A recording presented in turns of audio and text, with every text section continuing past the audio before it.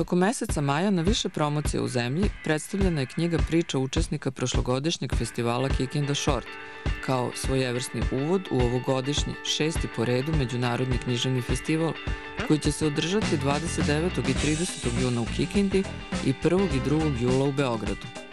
Festival Kikinda Short iz godine u godinu napreduje i širi svoj značaj i uticaj dovodeći u Srbiju neke od najrelevantnijih evropskih pisaca mlađe generacije. Da su mnogi od autora već postali ili će to uskoro biti međunarodne književne zvezde, svedoče ne samo nagrade kojima su mnogi u međuvremenu ovenčani, već i ova zbirka kratke priče koja svojim kvalitetom i raznolikošću ukazuje na savremene svetske i regionalne tokove u književnosti.